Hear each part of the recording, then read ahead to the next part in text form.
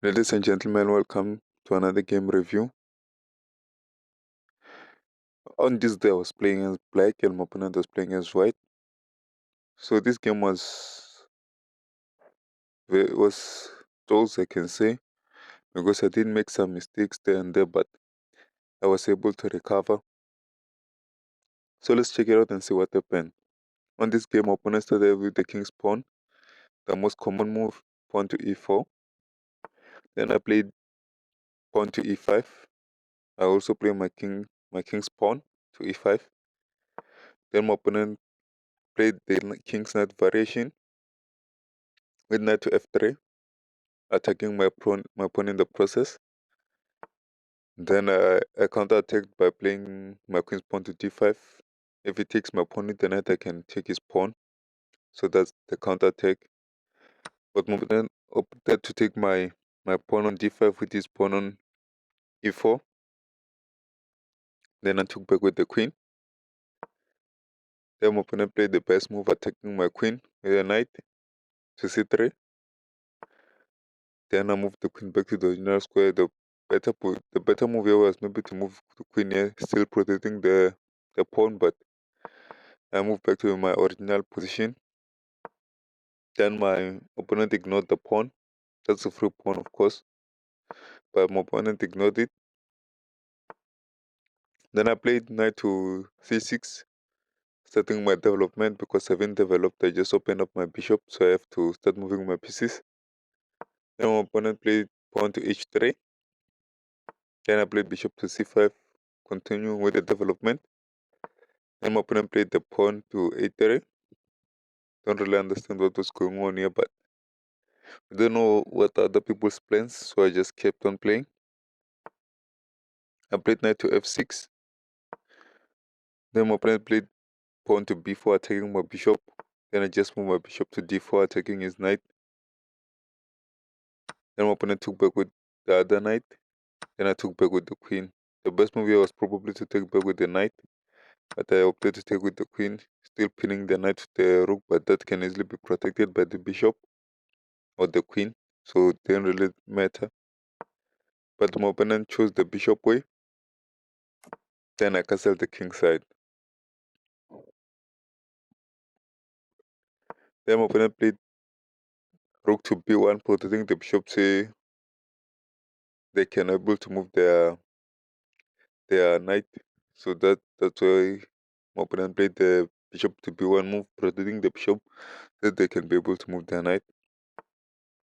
Then I played queen to f4. Then my opponent played knight to e2, attacking my queen, which is the best move. Then I played queen to g5. Then my opponent played knight to g3. Then I played rook to e8, it's centralizing my rook. Then my opponent played bishop to b2 to e2, developing their bishop.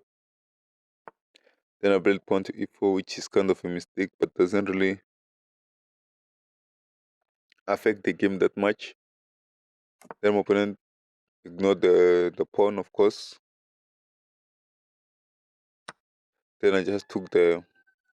Actually, the castling is the best move, but my opponent could have just taken here. But this kind of a miss. So castling was the best move in this position. Then I took the pawn, attacking the bishop. The best move here was probably to move forward, because my opponent can't take back with the pawn because I'll just win the knight. So that's why that was the best move, pawn to e3. But I just took the pawn, and my opponent took back with the bishop. Then I played bishop to e6, connecting my rooks. Then my opponent played pawn to c4. Then I centralized my other rook, pinning the bishop to the queen. Then my opponent moved the queen out of the way and pinning herself.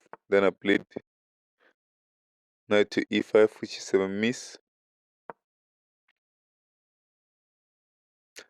Should have probably attacked the queen like this. I shouldn't have went here. I should have attacked the queen like this move. And when my opponent takes back, then I could take back with the rook. That's why that was a miss. but I chose the other square. Then my opponent played bishop to e2. Then I took the pawn on h3. I thought this was going to be a brilliant move, but it was also a mistake. I didn't calculate correctly. I didn't calculate that my opponent could play bishop to this position, and then I'll just lose my, after moving the queen, I had to move the queen, of course, and I'll probably move the queen towards the bishop so I can take the pawn back. Then after taking, my opponent will just, will probably attack the queen. So that was a kind of a bad move,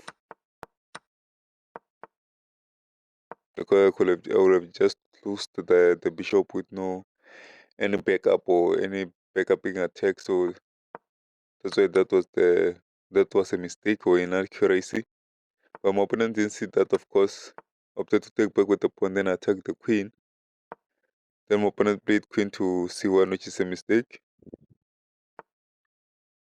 because it makes me play this move knight to e4, which is the great move.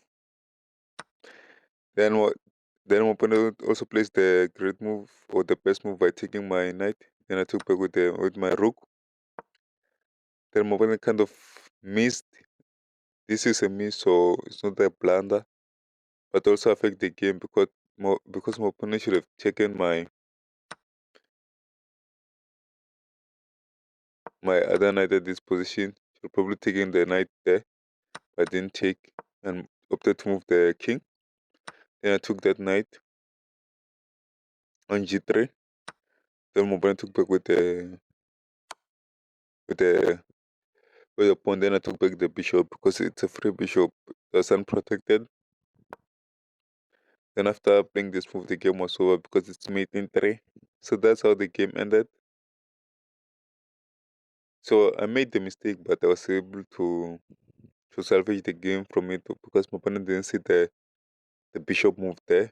So that's how I won the game. And please subscribe, hit the notification bell, like, comment, share until we meet each other again. Bye bye.